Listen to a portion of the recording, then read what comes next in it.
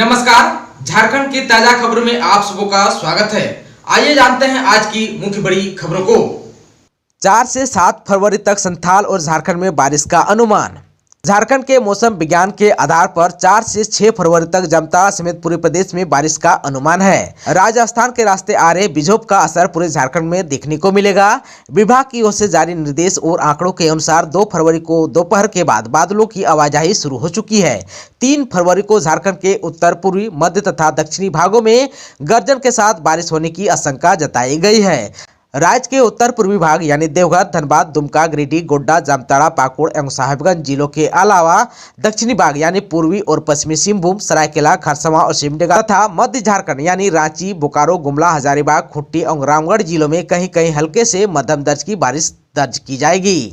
मौसम विभाग के जारी आंकड़ों के अनुसार इस दौरान जामताड़ा समेत संथाल के अन्य जिलों में 21 mm तक बारिश हो सकती है। साथ ही राजस्थान से आ रहे बिजोप की वजह से इस दौरान हवा की रफ्तार 10 से 16 किलोमीटर प्रति घंटे तक रहने का अनुमान है। झारखंड के 26 लाख से अधिक बच्चे इस तारीख से जाएंगे स्कूल, इन नियमों का करना होगा पालन। झारखंड में कोरोना संक्रमण की धीमी पड़ती रफ्तार के बाद राज्य आपदा प्रबंधन प्राधिकार ने स्कूलों को खोलने संबंधित आदेश जारी की है। इसके बाद राज्य के बंद पड़े स्कूल अब खुल जाएंगे। राज्य सरकार द्वारा स्कूलों में कक्षा संचालन की अनुमति के बाद स्कूली शिक्षा एवं साक्षरता विभाग ने भी स्कूल खोलने की तैयारी शुरू कर दी है। स्कूलों में 4 फरवरी तक कक्षा संचालन शुरू किया जा सकता है। इस संबंध में स्कूली शिक्षा एवं साक्षरता विभाग द्वारा जल्द ही दिशा निर्देश जारी किया जा सकता है। राज्य के 17 जिलों में कक्षा 1 से 5 तक के बच्चे 22 माह बाद स्कूल जाएंगे।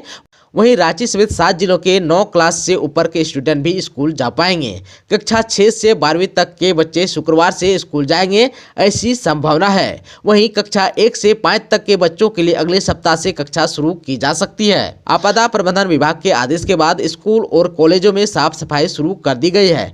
क्लासरूम को सैनिटाइज किया जा रहा है। हॉस्टल में भी साफ सफाई का काम शुरू हो गया है। इस मामले में रांची विमेंस कॉलेज की प्राचार्य डॉक्टर शमसुल नेहरा ने कहा, यूनिवर्सिटी से कॉलेज खोलने की अनुमति का इंतजार है। आपदा प्रबंधन प्राधिकार के आदेश के बाद अब राज्य के 17 जिलों के बच्चे 22 माह बाद स्कूल जाएंगे। आप सबको बता दूं कि 17 जिलों में धनबाद, दुमका, गढ़वा, गिरिडीह, गोड्डा, गुमला, हजारीबाग, जामताड़ा, खूंटी, कोडरमा, लातेहार, लोहरदगा, पाकुड़, पलामू, रामगढ़, साहिबगंज और पश्चिमी सिंहभूम में सभी क्लास के स्कूल खुल जाएंगे। झारखंड में दम तोड़ रहा है कोरोना। राज्य भर में 4,372 एक्टिव मरीज बचे। 70% एक्टिव मरीज केवल रांची और जमशेदपुर में, वहीं 24 घंटे में 1506 लोग ठीक भी हुए। झारखंड में कोरोना दम तोड़ रहा है। संक्रमण अब मुख्य रूप से 2 जिलों रांची और जमशेदपुर में ही सिमट गया है।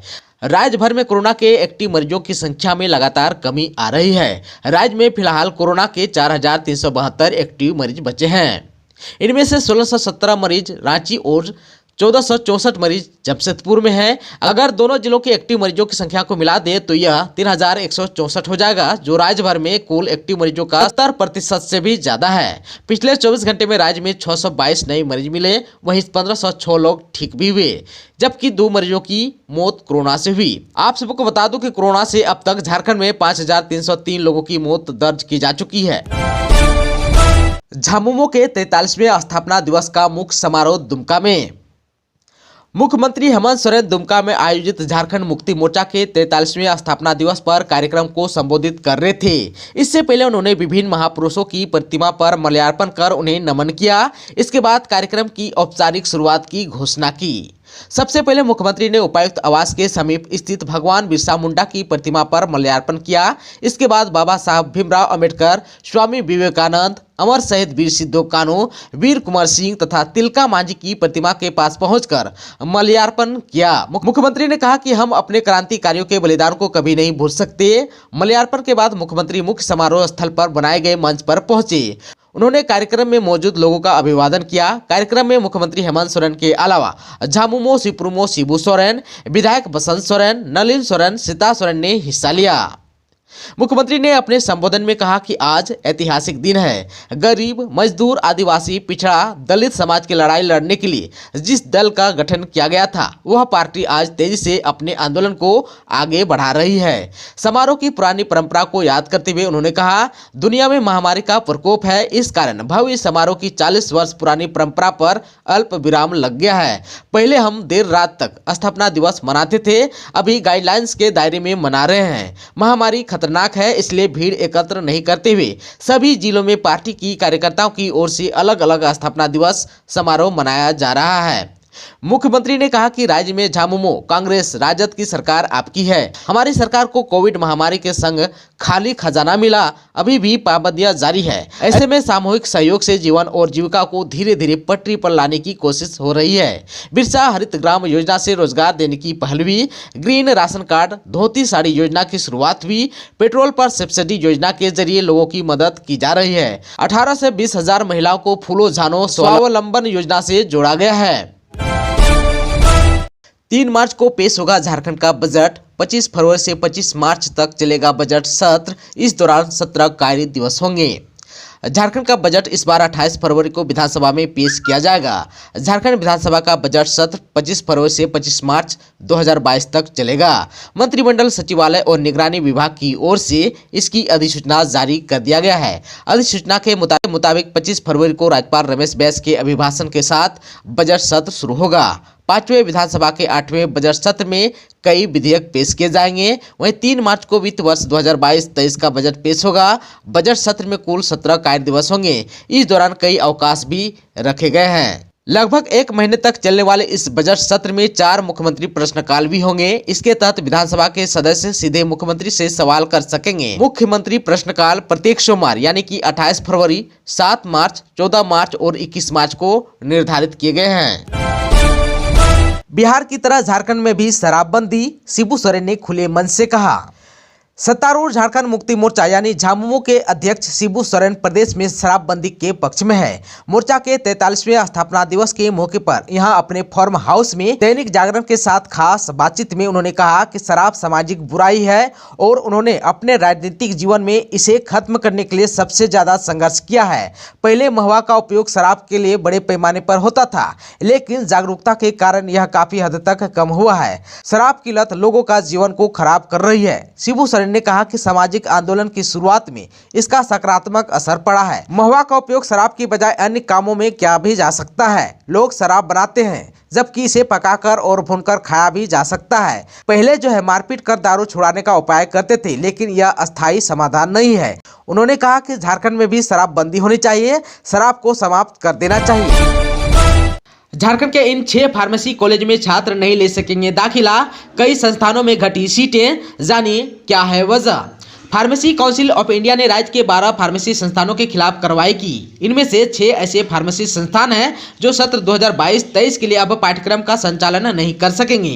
साथ ही इनकी मान्यता को वर्तमान सत्र के लिए रद्द भी कर दिया गया है। वहीं 6 फार्मेसी संस्थान के विभिन्न कोर्स के लिए सीटें भी घटा दी गई है। इन संस्थानों में फार्मेसी काउंसिल ऑफ इंडिया के नियम और शर्त का पालन न करने की शिकायत लगातार मिलती रही थी। साथ ही फार्मेसी संस्थान के गलत तरीके से संचालन पर भी कार्रवाई की गई। शिकायतों को देखते हुए काउंसिल की 397वीं कार्यकारिणी कमेटी ने अंतिम निर्णय लेकर संस्थानों के खिलाफ नोटिस जारी कर दिया है। राज्य के चिन्हित किए गए इन 12 फार्मेसी संस्थानों में डी फार्मा और बी फार्मा की पढ़ाई हो रही थी। आप सबको बता दूं कि Tila institute of pharmaceutical science Ramgarh D pharma, YBN university Rajaulatu Ranchi D pharma और बी फार्मा, हेटरिज pharmacy college Garhwa D pharma, RP college of pharmacy Garhwa D pharma, Tupudana institute of medical science Ranchi D pharma और Banshidhar college of pharmacy Palamu D pharma पर रोक लगा दी गई है।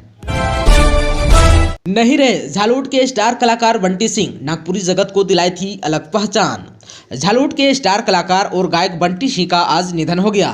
जानकारी के मुताबिक उन्हें सांस लेने में तकलीफ हो रही थी, जिसके बाद उन्हें रांची के गुरु नानक अस्पताल में भर्ती कराया गया था। वह पिछले 4 दिनों से वेंटिलेटर पर थे, लेकिन जिंदगी से जंग लड़ने के बाद आज उन्होंने दुनिया को अलविदा कह दिया। हरमुख के मुक्तिधाम में दोपहर 2:30 पर उनका अंतिम संस्कार किया गया। बंटी सिंह के निधन के बाद नागपुरी जगत के कलाकारों के बीच शोक की लहर है। स्कूल खुलने के बाद इन आदेशों का पालन करना है जरूरी। झारखंड के मुख्य सचिव ने जारी किया गाइडलाइंस।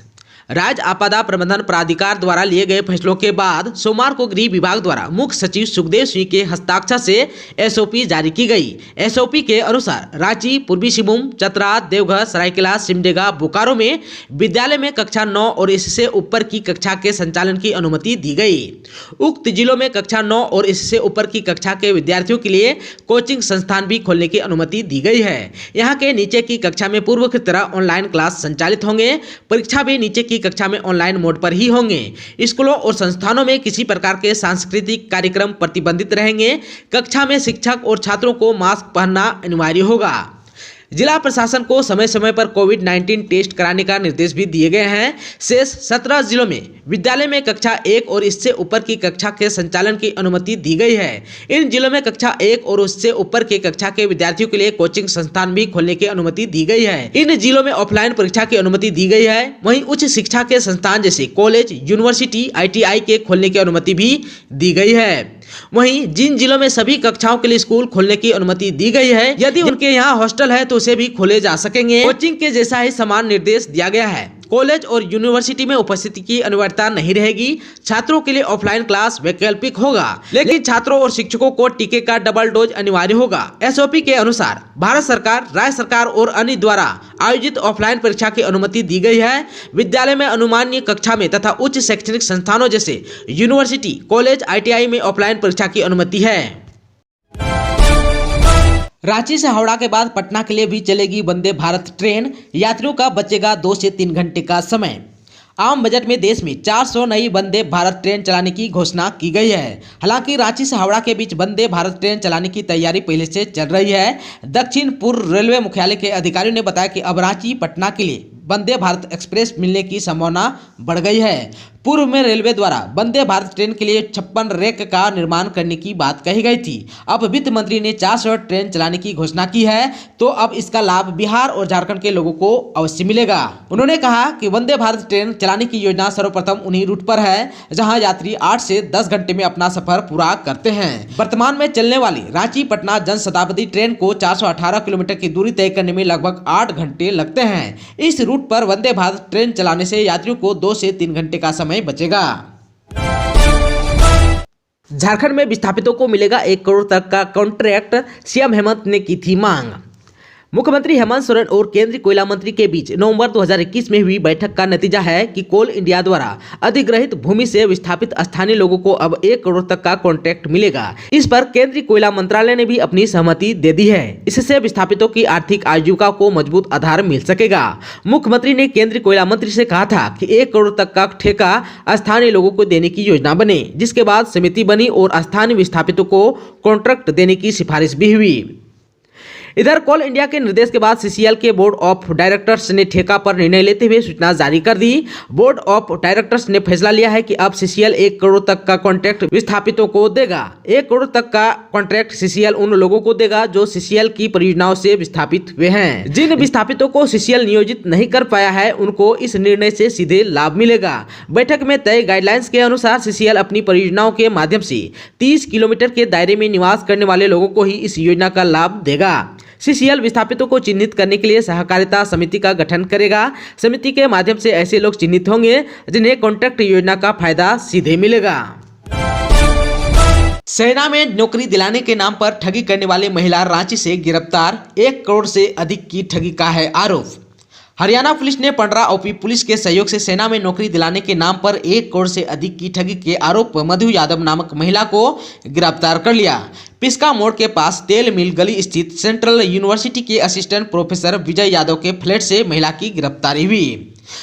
पुलिस ने विजय यादव से भी पूछताछ की, लेकिन बाद में उसे मंगलवार की देर रात छोड़ दिया। मधु यादव खुद को खिलगांव स्टेडियम में बॉक्सिंग कोच बताती है। वह मूल रूप से हरियाणा के रेवड़ी की है।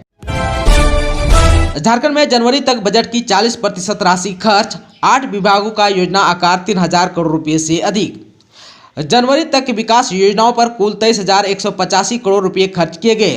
यह विकास योजनाओं के लिए किए गए संशोधित बजट प्रावधान का 40.43% है। योजना विकास विभाग ने जनवरी 2022 तक सभी विभागों द्वारा योजना मद के लिए किए गए खर्च की यह जानकारी दी। योजना विकास विभाग की ओर से समीक्षा में यह जानकारी दी गई कि योजना मद का आकार बढ़ाकर 57,338 करोड़ रुपए कर दिया गया है।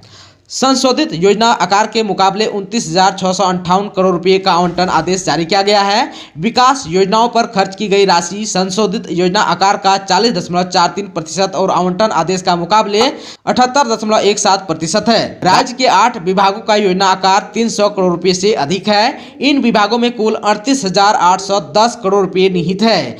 3,000 से अधिक योजना आकार वाले 8 विभागों ने 16,794 करोड़ रुपए खर्च किए हैं। दोस्तों, चैनल पर आप नए हैं तो प्लीज चैनल को सब्सक्राइब कर बेल आइकन को दबा दीजिए ताकि खबरों का अपडेट आपको मिलता रहे। इसके साथ ही आज की खबरों में बस इतना ही। हमें दीजिए इजाजत। नमस्कार।